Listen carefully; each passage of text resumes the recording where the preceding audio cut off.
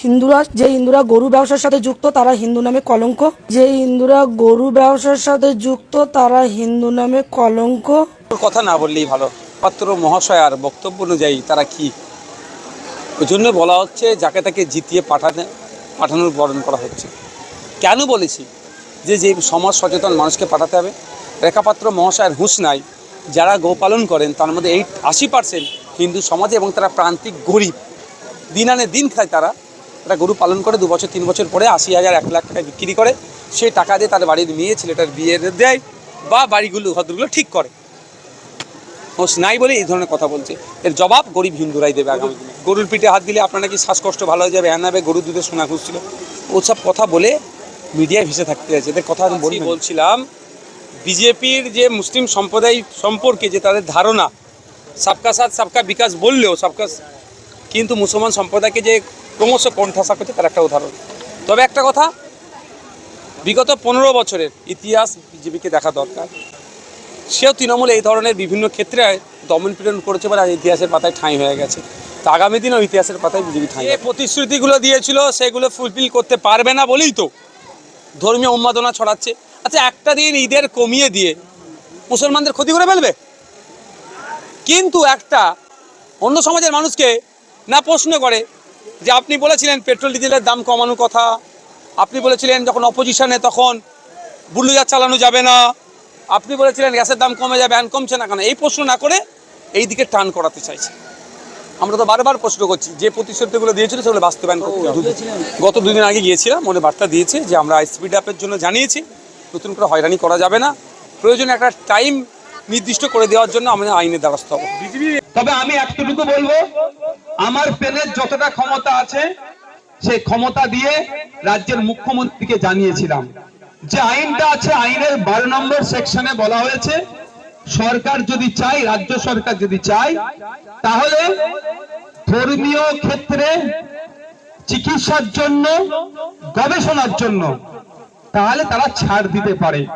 আমি দেখছি একদিকে যেমন মুসলিম সম্প্রদায়ের ধর্ম উৎসব পালনে কিছুটা হলে বাধা হয়ে দাঁড়াচ্ছে এই আইনটা, উল্টো দিকে হিন্দু সমাজের মানুষ যারা গরুকে পালন করে বড় করে বিক্রি করে এই সময় তারাও আর্থিকভাবে ক্ষতিগ্রস্ত হচ্ছে।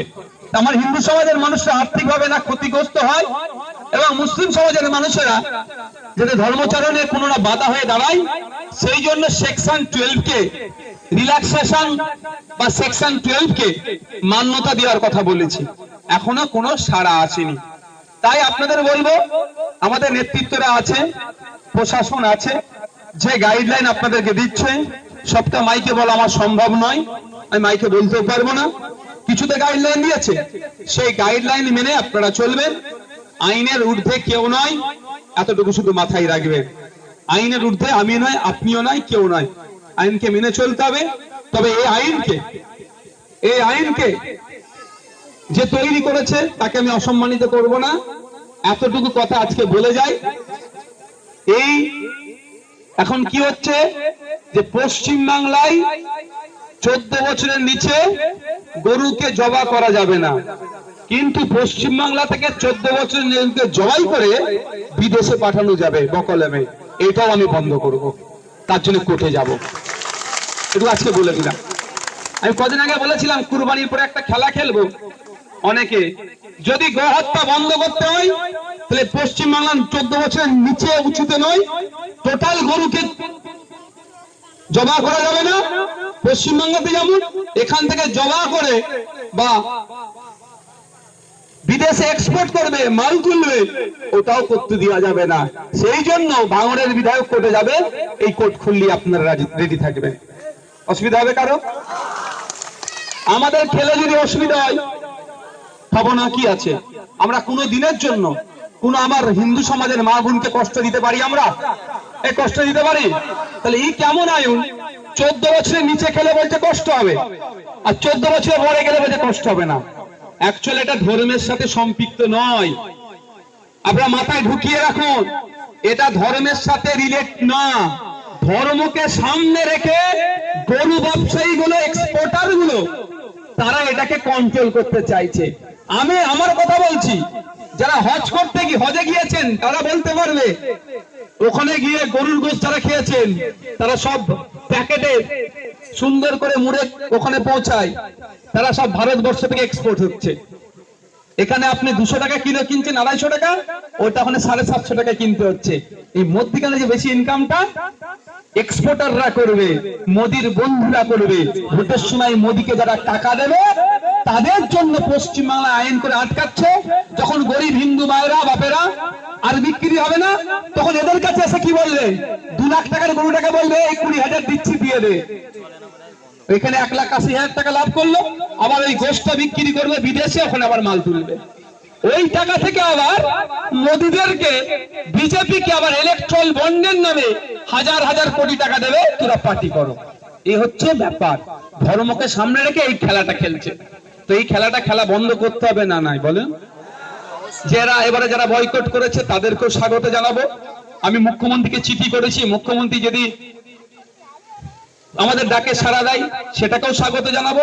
যেটা করবে সেটাতেই আমরা স্বাগত, যেটা করবে তাতেই স্বাগত। কিন্তু ভোট মিটে যাক, এই গরমের ছুটিটা কোর্টে পড়েছে, মিটে যাক। আমিও একটা খেলা খেলবো, আমিও মামলা করব। টোটাল গো হত্যা বন্ধ, 14 বছরের নিচে উঁচুতে নয়, আর জবাই করে বিদেশে পাঠাতেও নয়। এখানকার গরু এখানেই থাকবে। তখন তো বোঝা যাবে কার কত দরদ। কি ভুল হবে নাকি করাটা? হ্যাঁ, ভুল হবে নাকি? ঠিক জায়গায় কাঠিটা দিতে হবে তো নাকি? কাঠি দিতে হবে ঠিক জায়গাতে।